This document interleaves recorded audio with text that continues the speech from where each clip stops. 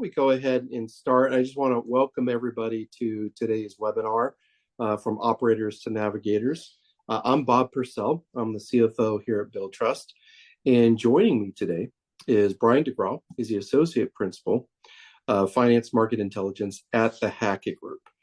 And we are thrilled. We've got a lot of very valuable material to guide you through some of today's complexities and to help you drive growth, right, in 2025. We're partnering here with Hackett on this webinar to share some of their new research, right, and insights from their study 2025 Finance Agenda Key Issues Study. Bryan's got a lot of great material to share. A quick note before we start out on the admin side: if you have any questions during today's webinar, please feel free to use the Q&A button at the bottom of your screen. Go ahead and drop your question in there, and we'll hit those at the very end. So with that, I'm going to hand it over to Bryan. Why don't we dive in? Excellent. Thanks, Bob. Yeah, so we'll start at the highlights. This is a study that the Hackett Group does every year, our key issue study. And some of the real key takeaways, you've probably heard about, where does finance play and what's their role in an enterprise and an organization. We're seeing that continue to evolve as a valued business partner. You can see the increase from over last year. And we're also, talking about the concept of being more than just a partner, but more being a strategic catalyst. And I'm going to talk more throughout today's session about that. But they are really taking a lead role in data enhancement and also AI. The second key bullet here is around, doing more with fewer traditional resources. And I'm going to talk in a minute with a slide specifically about, what we saw in the study and what not only the challenges, but what the opportunity is around that. Delivering on commitments. That's, something that is a cornerstone for leaders in finance, CFOs like Bob. I mean, transformation is a word that we see synonymous with, where is finance pushing the organization? And a big piece of that is, talent retention and upskilling. I think that, that's something that evolved in the past 5 years now, with changes in terms of where work is done and how work is done. And that continues to evolve and be something that has to be a key part of what your strategy is where are your people, where are they located, what tools are we giving them to meet the commitments. And then, of course, going hand in hand is the constantly evolving, sometimes faster than we can absorb it, is the change in technology. So how do we organize and address and embrace the opportunities that are out there for AI? So again, finance teams we're also seeing are really early in that exploration. And typically what we're predicting and expecting to see is finance will really take one of the key roles in leading organizations with case studies, use cases, opportunities in that space. So overall, it's kind of an exciting time to start the new year and to be talking about these topics, Bob. Yeah, I agree. I'm really excited about AI. We've got a page later on today that we're going to be talking about that. So I'm going to try to hold my thoughts to them. But yeah, it's super exciting. All right, well, let's hit that first one. Finance as a strategic catalyst. And there's a framework out there. A lot of you may have heard about it. It's kind of 4 pillars, right? Operator, we're operators, we're stewards, we're strategists, and we're catalysts. And I think you can be both a strategist and a catalyst at the same time. And certainly as our role in finance shifts, right? I think it's important to talk about some of these actionable steps you can take to drive your strategy, right? I think what I see, I've been seeing this now for almost a decade. The C-suite and others looking to the finance and accounting function to drive more insights in the business. And that really starts with this first bullet point, right? Starting with getting the basics right? Your data and your instrumentation, absolutely critical, right? It's like flying, I'm not a pilot, but it's like flying a plane or a car. your instruments have to be accurate, right? They've got to tell you what's happening around you. And having that gives you a really solid foundation. It's hard to see trends. It's really hard to find focus areas and to make effective decisions if you don't have the right data instrumentation. So that's kind of like, that's the first actionable step. You've got to surround yourself with that. And then it's really actually sharing that instrumentation, right? Finding the right venue, the forum within your organization to share the insights from the data and the analytics across your various departments. Why is that important? Well, it helps you break down silos, one. It aligns you towards really common goals that you have across the organization. And thirdly, it provides the catalyst, right, for action in your organization. I like to say that finance and accounting is the honesty broker, right? Because most of the time the company is looking to us to say, well, what is the number, right? Tell us. And so by being that, acting as that role, we really drive collaboration across the organization. And then finally, right, decision making. Providing these predictive analytics is a game changer for most companies, right? If you're not doing it already, it changes how you operate as an organization. It allows you to spot trends. It allows you to assess risks and make smarter decisions that really predict and help propel the company forward, right? These tools do ID anomalies that you might see, or it may help you predict cash flows and give you an edge to stay focused and really driving your go forward plans as an organization. So focusing on these steps is really important, and it helps you actually move from being in the back office to being a driver of innovation and growth in the organization. Bob, you used a great analogy there that is currently near and dear to my heart. You talked about a pilot and having visibility.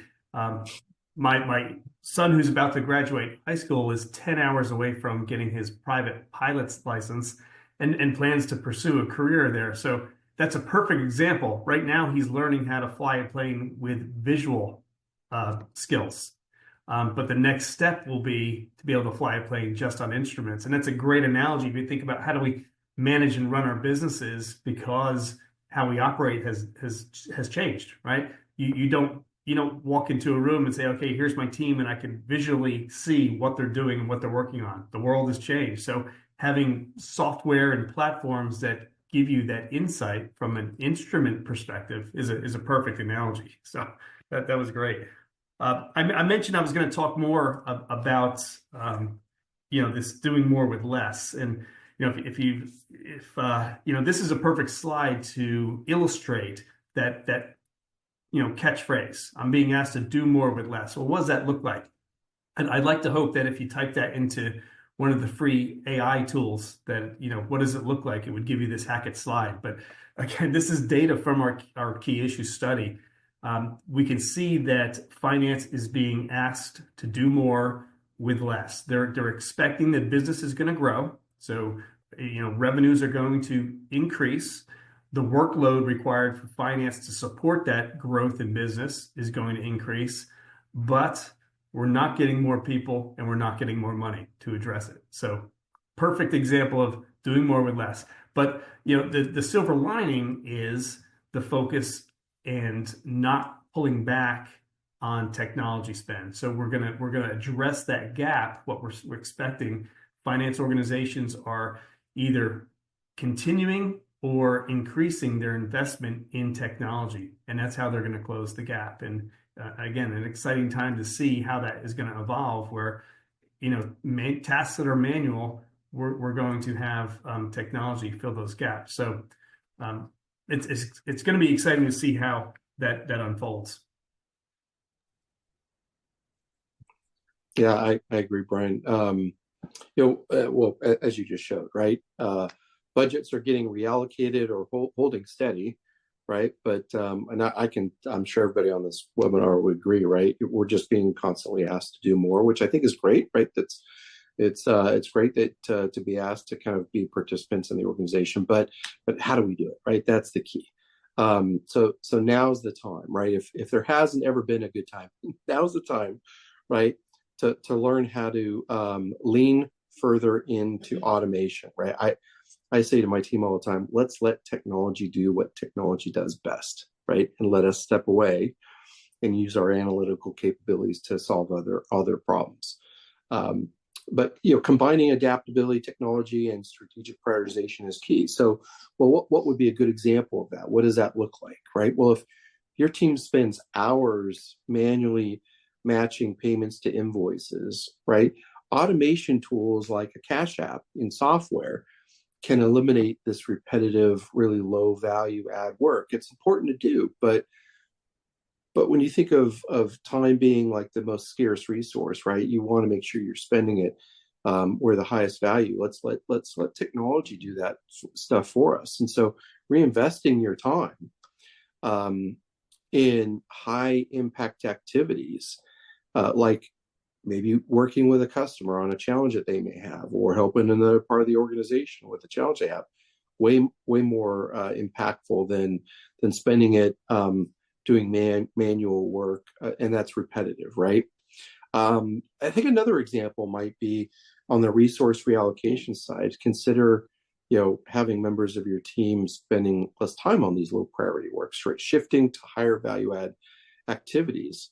It could be as simple as looking at trends in the business. I'm going to, a little teaser here. We're going to talk about AI in a little bit on a future slide, but there's things that you can do with AI that will help you out there too. But really, it's just maximizing, finding things for your teams to work on where they're actually leaning in with the organization, spotting trends, spotting insights, and not working on the continual repetitive nature of some tasks is extremely important. And I'd say, even from what I can see, right, it really helps with your employee engagement as well. And so why don't we kind of shift to a case study that we've pulled together for you. So Ambu is a Billtrust customer. They're a medical equipment manufacturer. They're, I would say, probably roughly about $1 billion in size.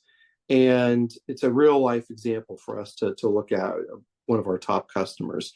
They managed roughly about 80 or more virtual card transactions and card on file processing requests daily.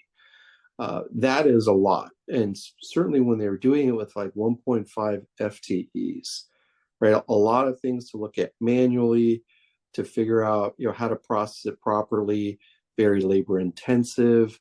And it didn't give those 1.5, individuals an opportunity to kind of optimize the process. They were too busy doing the analytics that are required on these virtual card on file transactions. And so by adopting the technology to streamline their payment processing, amazing. They saved roughly about 865 hours, they estimated.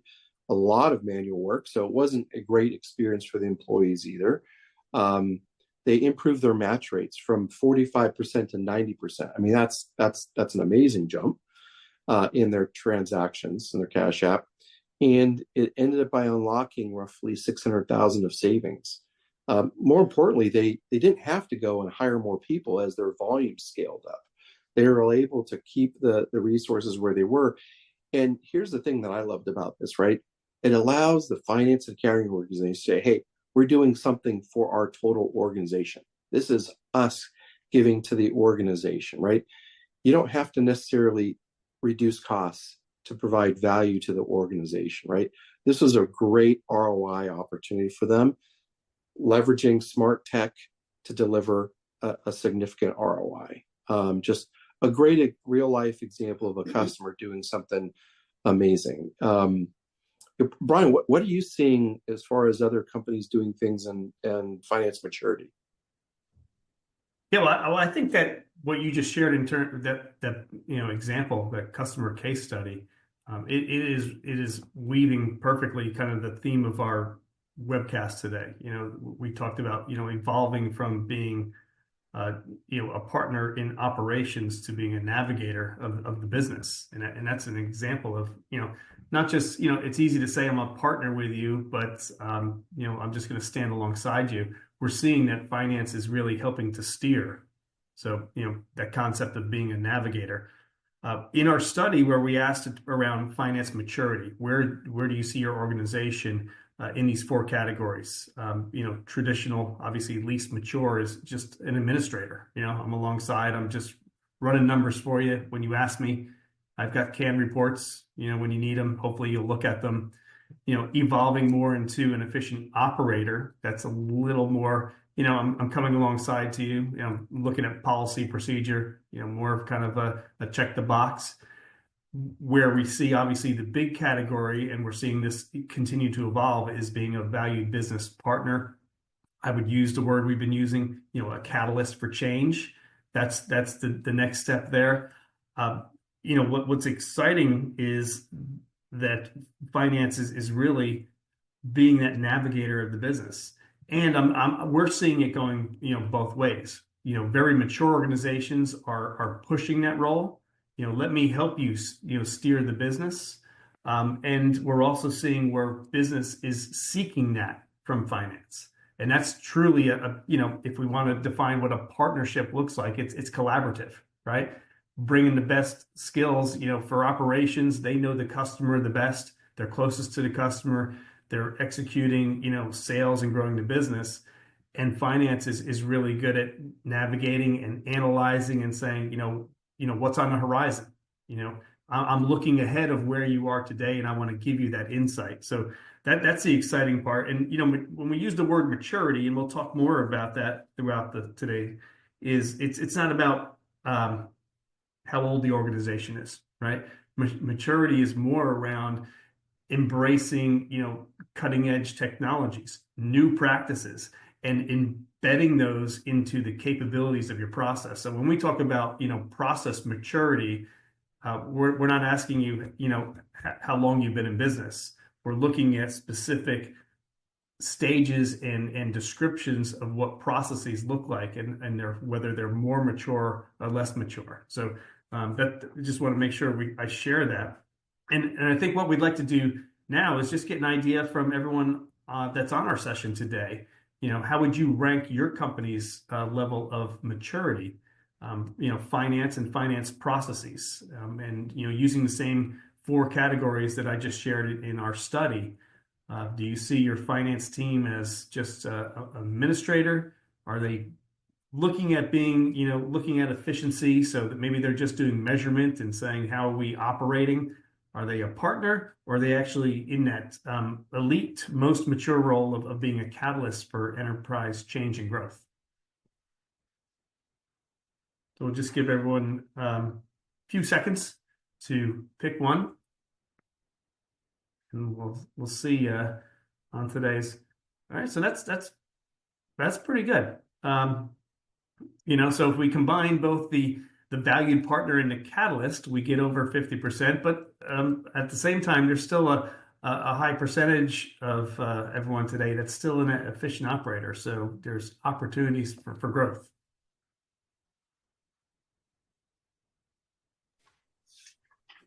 So initiatives, and let's see. I'm going to make sure I'm on the right slide here. So in our study, we talk about both key objectives and then initiatives for them. And a couple of ones that I want to call out and look at specifically here is, and I want to make sure that just hold on one moment here. Sorry about this, Bob. No, I was just going to say, I think it's really interesting if you look at some of the initiatives here on the 2025 finance agenda, right? They absolutely, I'm not sure about all the attendees, they resonate 100% with me. You got to deliver the reliable forecasting, but just way up there at the top, accelerating the digital transformation. We just finished a very large project in our organization focused in on that. So absolutely resonates with us. Yeah, and what I wanted to call out on this one specifically is looking at where there's opportunities to increase. So where we're seeing that there needs to be more is at improved data. So as you're thinking about, we're talking about AI and the capabilities of technology. It's to really embrace the features and functionalities of the tools. You've got to have good data. You've got to continue to improve that data. So that's one that I would call out at only 57% that needs to be higher. Um, Optimize cash flow. So working capital and cash flow is the number one objective. But in terms of initiatives, there's other things that fall below that. So, when I see everyone saying, well, I'm going to optimize my cash flow because that's my main objective. My first question is, okay, how are you going to do that? Okay, it's kind of, we're in the new year here, so everyone's probably thinking about improving health and maybe going to the gym. Maybe they stepped on the scale and they don't like the number. Uh, but you simply can't say, I'm going to reduce the number on the scale. You actually have to talk about your approaches. What are you going to do? So some of the other things on here is how you're going to get to it. You need to improve your data. You need to strengthen your financial controls. You need to, what's positive here is deliver reliable budgeting and forecasting. So, I mean, that's critical to say, hey, how am I going to optimize my cash flow? I need to know where I am today. Where are the opportunities? So the initiatives are interesting to see how they're aligned with what the overall key objectives are. And so if I was to highlight or say which ones are the most important, aligned with that, simplifying, standardizing, and automating. I know that's kind of like, baseball, apple pie, and all that. But it's foundational. And if you're not doing those and looking at taking that approach in your transactional processes, you're not going to improve things like forecasting and analysis. Your reports are not going to improve if they're not being extracted with data from solid transactional activities and processes, timely and accurate data. And we're seeing that just with how fast businesses are growing and the acceleration of transactions, unfortunately, us as humans can't keep up. We just can't, consume the amount of data at a rate that, the technology can do. Launching initiatives. So this is getting more concrete. Okay, how are you going to improve your working capital? Really taking a focus and digging into understanding, for example, DSO, very near and dear to my heart when I talk about, cash application collections, understanding what is causing an increase in DSO. For some organizations, they're actually doing it to themselves, right? They're looking to grow in a market. They've released new products and they're looking to build market share. So the way they're doing that is they're offering attractive terms higher than they've offered in the past. So naturally their DSO is going to grow. But what they need to understand and appreciate is, are they being paid on time, even at the higher level? And sometimes that's where they lose the focus and don't have tools and platforms that are highlighting that for them. That, okay, you have increased your terms, but you went from 30 days to 45 and your customers decided to start paying you in 60 days. That's painful. Okay, yes, you're growing your market share, but you're hurting yourself from a cash flow perspective. And then, it made it on it as number 10. I expect this to grow in the next couple of years, is that really strong focus on master data management, how to govern it and how to manage it as you use it in your transactional processes and how you use it in your analytics and reporting. Yeah, I couldn't agree with more of those, Bryan. Absolutely critical. And actually, keep going with that thread as we talk about digital transformation, right? I kind of said that, how important this is a little bit earlier, right? It really is reshaping finance and accounts receivable teams, right? Have an opportunity to lead this change by adopting the smarter tools and processes that are out there to help really drive efficiency and strategic decision making within their organizations. I mentioned it before. I think it's probably worth mentioning again, right? We should let technology do what it does best, right? And step away and focus on driving the innovation, sharing information across the organization, helping people gather the insights from that. Automate the recurring and mundane is what I like to say. I know my teams love to hear that, right? And allows them to focus on things that kind of give them a better appreciation for what they really want to do. And it allows us to provide an opportunity to drive change within the organization. We can be, lower left on the slide, right? We can and should be leaders that champion technology investments in the organization. I think we have a really unique ability, right, in finance and accounting. We kind of have great acumen on numbers, right? We understand how the business operates end to end, and we can see how a process and data flows, right?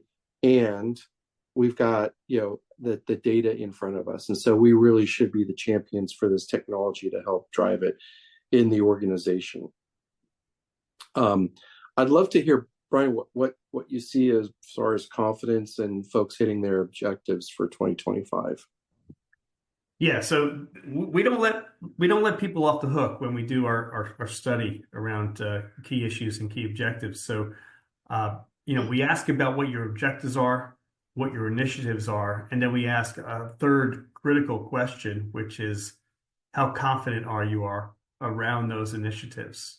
It's easy to say I want to achieve something, set goals, but are they realistic goals? And do you believe that the team has the skills, the tools, are you organized properly to achieve them? So what's interesting here is this is the first time we've been doing this study for well over 10 years.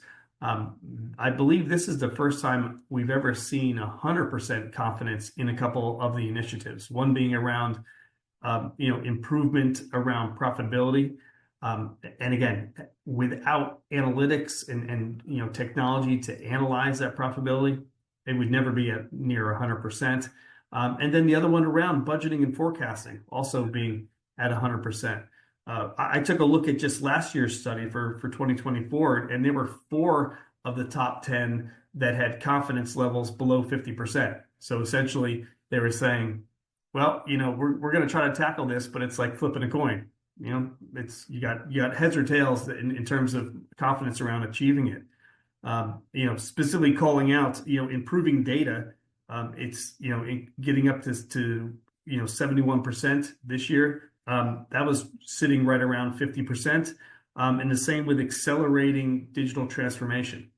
So, and again, even those, in terms of our 2025, you can see in our headlines, we put transformation at lower confidence, but it is increasing. So, that confidence that finance can actually transform the organization in general, that concept of, a rising tide rises, increases, brings all the boats above. That's what we're seeing, that in general, confidence is increasing. And I believe that's around, skills maturing, processes maturing, and there's also this really embracing the technology. I think probably 2 years ago when we talked about AI, there was a lot of people on the fence, very skeptical, saying, I don't even believe this is real. There's forecasting of different ways to use it. There was a lot of people just watching from the sidelines, and I think that has shifted, that we have a majority of people that are jumping in and embracing it, and then the next largest group of people are saying, hey, I'm gonna try this too. I'm piloting it. I'm not gonna sit back and wait. I think the ones that are gonna sit back and wait are never gonna be able to catch up. In the past, different big transitions in terms of way we do business, the way we organize. I'm probably dating myself here, but think about shared services. A lot of people sat back on the sidelines and said, I'm going to see what this shakes out and how organizations embrace shared services. What we're seeing today is there's not many secret parts of the world where you can get low labor, right? And that was a big attraction of shared services, right? I'm going to set up a center somewhere. You don't have that anymore. But it took a long time to get there. I think this acceleration with AI, you're not going to have that catch up opportunity if you're not jumping in now. So business objectives. What we're seeing here is, again, over half the organizations are looking to see how they can use AI specifically for customer satisfaction. So, and that's, Hackett Group always talks about, your service delivery model and how you design your services should start with the customer-centric approach. How is this going to improve your relationship with your customers, grow how your customers are doing business with you? So, a big focus is on that. How can we use these AI tools to enhance customer satisfaction and the experience? There's still a lot of growth here, though. So again, in this particular slide, we combined asking two questions. Let us know where your importances are in harvesting and leveraging AI in these different categories, and then the related question, that's the metrics on the right side, is, where are you in planning and using it? So there's still a lot of opportunity. We're still in some low numbers, as low as 15 and 26, high being, 58% for customer experience and satisfaction. So again, what I'm expecting to see, and we're expecting to see, is that there's going to be a shift in 2025 from training and education to piloting and execution for AI. Yeah, it's listen, I think the umbrella over all this, right, is the pace of innovation has been absolutely, dazzling, if I can use that word, right, depending on where you sit with AI. And lots of big tech firms are investing, when you think about tens of billions of dollars to build out their AI infrastructure, right? Whether it's Anthropic with Claude or Google with Gemini, Meta with Llama, right? And they're making absolutely leapfrogging breakthroughs, so rapid. It's amazing. Just look at it in the enterprise space, right? Salesforce launched their AI platform, Agentforce 2.0. They're hiring like 2,000 people. It's an amazing time right now for all of us. I think to watch this happen, but to be participants, I think is probably the really critical piece of this, right? Is we should all be asking ourselves, right, how are we going to use this AI tailwind, use it as a tailwind and not get disrupted by it, right? So for AI, right, love this area. The value really sits in our ability to support multiple outcomes, right? And so what does that mean? For me, and when I talk to my teams about how do we leverage it, it's how do we cover more ground, be in more places at the same time. Leveraging AI helps us do that. We can ask it things, go do some other stuff, and it does stuff for us, right? And I'm going to talk in very specifics about this in a second, right? But a good example is maybe just building a financial health dashboard for the organization using some generative AI capability, right? Allows you to ask, plain language questions. When I mean plain language questions, what that really means is you type in something like, what's driving growth or a dip in this cash flow for our organization? Upload some data, and I'm going to touch on like how you do that, but you upload some data and it provides you some very instant, I mean like that, insights that are actionable, that you can use with your organization, and it helps you identify faster trends of what's happening in your business, maybe manage your AR life cycle a little bit better. Specifically, I think, I don't want to like overshadow this piece, right? When I'll give you a little taste of kind of what I did with my organization, probably middle of last year, we kind of said to ourselves, okay, we're either going to be disrupted by this or we're going to do some disrupting. And so I asked a number of like 3 people in my organization. It's a smaller organization, but I have 3 people to be our SMEs, right? To carry the torch, if you will. I thought they had a higher acumen. They definitely had the interest in it. I said, go out there and do some stuff, but make sure that you're not loading our company data or customer information anywhere. So no customer names, and you had to replace Billtrust with another word.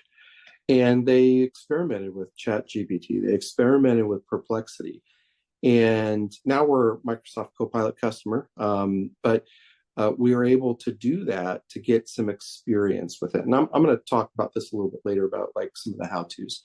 But we did that to start to kind of really understand how can we leverage the tools. And it was sometimes you just need a spark. You need to know where to start. And I'm not paid spokesperson, but I have met an individual. His name is Glenn Hopper. He's on LinkedIn. For those of you that don't know where to start there. Find him on LinkedIn, Glenn Hopper. He's written books, and they're all tailored towards helping finance and accounting organizations take the first step, and to do actually quite a bit more than that, but take that first step. So when you think about AI, right, it can also help you not only just be efficient with doing analysis, but it can enhance your risk management in the organization, identify anomalies in data or behaviors with, your processes or customers or something, right? Helps you, forecast your cash flow and look for payment behaviors, right? What's happening? Do you see trends with certain customers or segments or verticals, right? And gives you better insights into accuracy that maybe it's just the way it operates, but you can hand that back to sales and say, hey, targeting wise, right? From a cash flow perspective, this segment or whatever pays faster than this segment, right? It just helps you understand what's happening in your business.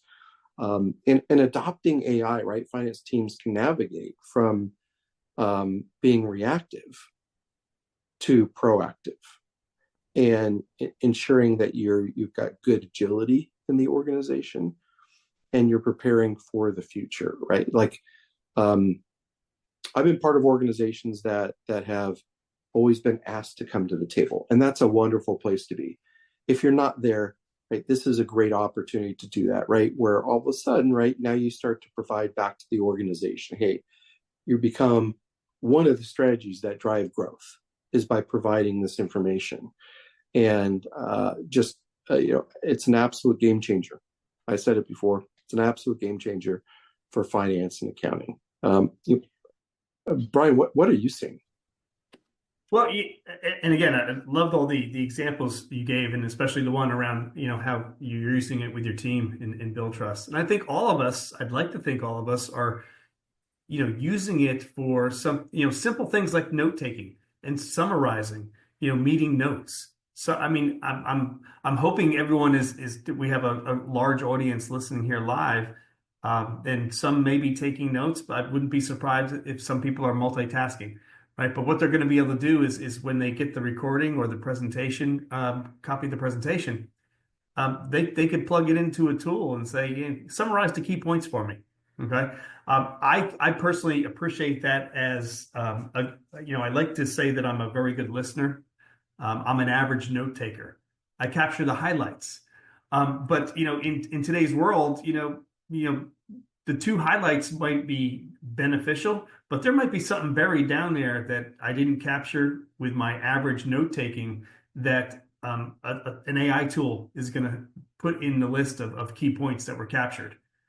Very powerful. I mean, we're definitely using that at the Hackett Group to improve our productivity and efficiency around, both internal meetings and meetings we're having with clients to make sure we're capturing all those key content. How is it used in cash application and collections? Think about, you're having conversations with customers or you're exchanging emails with customers. Again, at least my experience would be, I'm here, I would share anecdotal things. Hey, I was talking to Bob and he mentioned this challenge and that's the reason they're kind of slowing their payments. And then, I also talked to another client. They also said it. So a lot of times that can be discounted, right? Oh, you only heard it from two customers, doesn't mean anything. Well, AI can be capturing all the conversations that I had, listening in.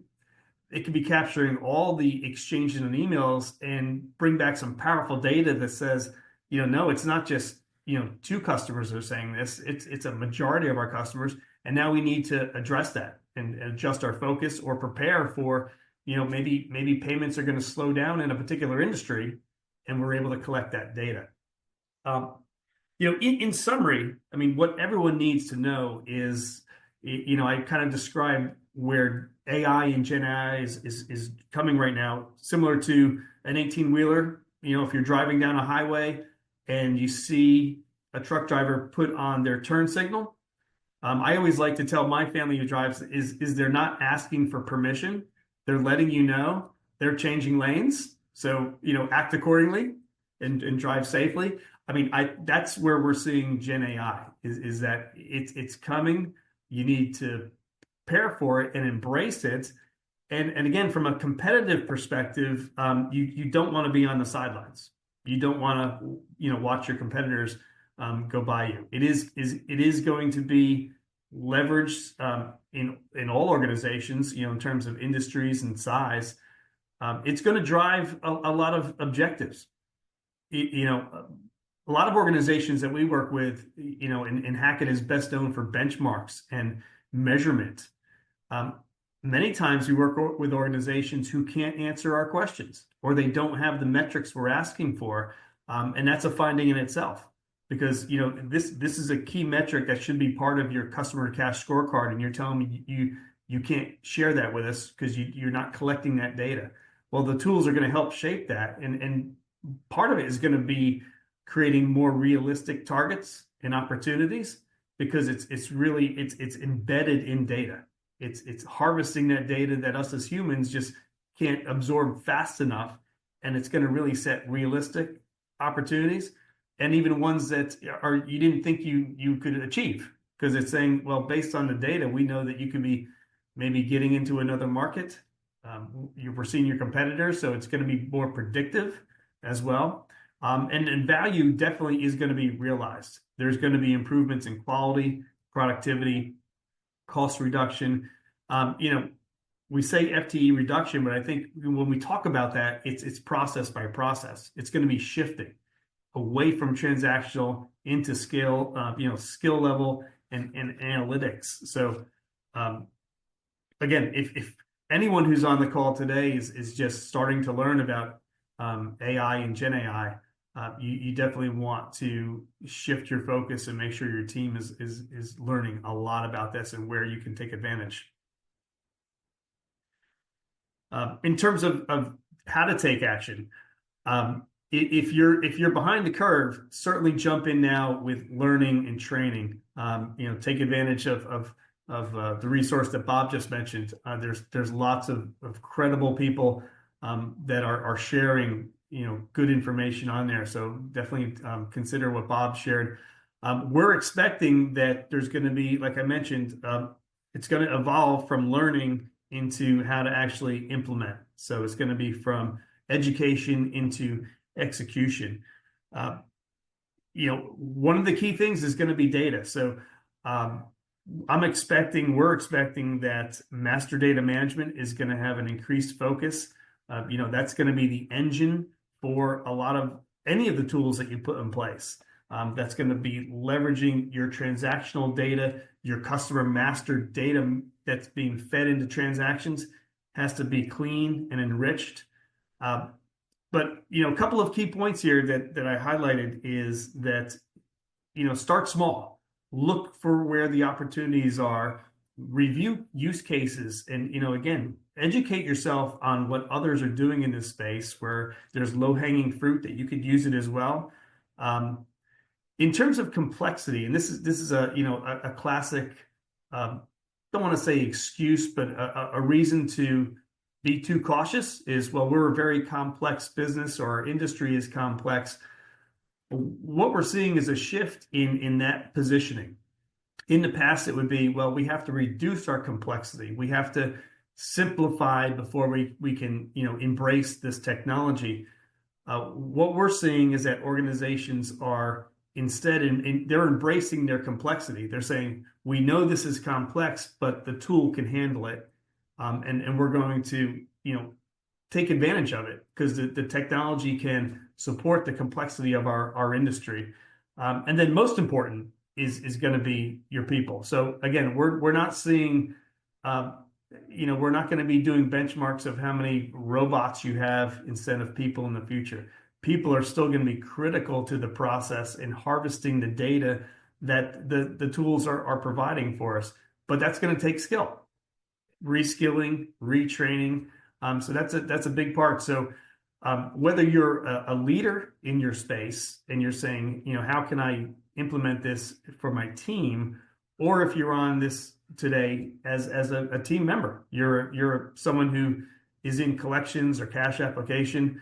I mean, you want to embrace this for yourself and say, this is my personal training. I want to learn more about AI because I'm going to be valuable to my organization if I understand how these tools and technologies work. So in terms of ranking, what is the most significant challenges? This one I would say, are there any surprises here? Some of these, we could change the conversation completely and say, we're not talking, it's not 2025. We're not talking about how advanced technology is today with artificial intelligence, both predictive as well as generative AI. If we could do a Back to the Future where we go back 20 years, I would expect some of these are going to be the same. I mean, yes, the world has changed, how we do business has changed, but there's still going to be challenges to look at the budgets. There's still going to be process complexity. As humans, we always tend to overcommit. We can achieve this. So, and I'll even, have you take a look and share your thoughts, Bob. I mean, there's a lot of here that are kind of like timeless challenges. Yeah, they really are. I think they'll be here pretty much. They've been here for like the last 5+ years, and they're going to probably be here for the next 5+ years, right? Yeah. Like I could tell you, like, and by design, right? I would always expect finance and accounting to have some budget constraints, certainly. I want to be allocating my resources to customer-facing activities, customer-facing dev, or that area. So we should always be doing that. I think number 2 is the one you really want to address, right? We've talked about it here, right? I think Bryan, you mentioned, clean data, making sure that it's enriched, right? That is a big thing, and so making sure you don't have any data related issues, right? One source of truth, you house it, whether you use a lake or some other kind of place to store your data. You've got some things that are accessible in one place, I think is important. And listen, maybe we kind of go down to organizational resistance to change, right? I think that is, you think back to the catalyst part of what we're talking about, right? It's in where the world is going with AI and automation. It's one of those things where there's plenty of examples out there. You don't want to be the one that becomes the example of the company that didn't innovate or adopt technology fast enough, right? Like, I've got a great healthy paranoia. It helps me out, right? And I don't want to be that company. I don't want to be that professional, right? So it fuels me to kind of drive the organization and create the call to action, if you will, to act now, right? Do the things that you need to. I also look at this organizational change resistance too from a slightly, another point of view, completely on the other side of the table. Don't your customers deserve that from your company, right? Mm-hmm. They rely on you to provide a service or a product to them. Part of your job is to ensure that you can continue doing that for the foreseeable future for your customers. You really need that call to action for folks to kind of adopt technology and be the best you can be so you can continue to deliver that at scale for your customers.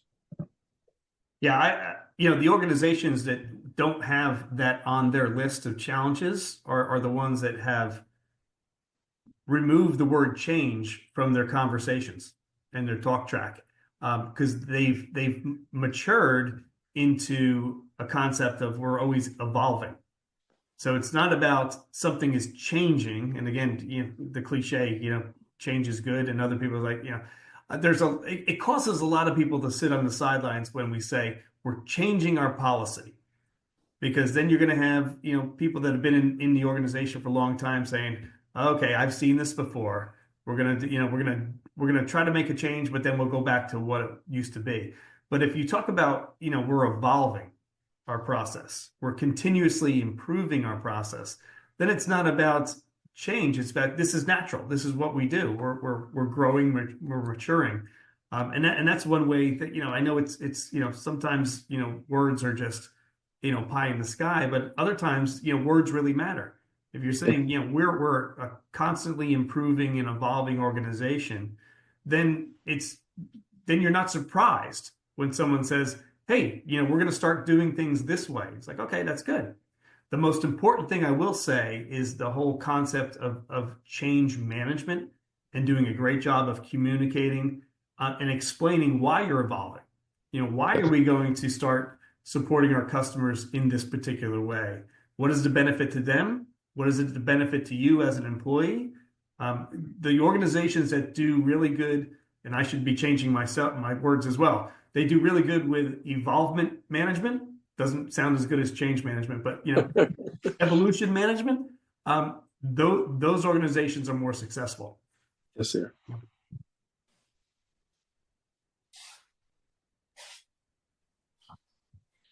Great. So we have time for a few questions. And just as a reminder, feel free to type any questions into the Q&A panel at the bottom of your screen. So first question for both of you. For organizations just starting to adopt AI in finance, what are the most critical use cases to prioritize? Yeah, I can jump in first. I think, well, it just depends on the company, I guess, is the first thing I would say. But when we were starting to look at AI, beginning of last year, like within the finance and accounting organization, I would say we want to just focus first on our data. We didn't look to make sure all of our data was good. We started out with bits and pieces, right? We just wanted to get some wins, learn how to work with AI. I think other parts of our organizations were probably further along, right? They may be using something like Gong or some other customer service tool. They were further along. So, but they already kind of stepped over that journey of do we have good data, so that whatever comes out of the AI queries that it was pristine. I'd say that's probably the first thing. I'll go back to kind of I'm a big believer in what we did, right? You don't need to kind of train everybody. Everybody doesn't need to jump on the train. There's always going to be some folks that have some resistance. Find those that have like the highest level of interest and unleash them.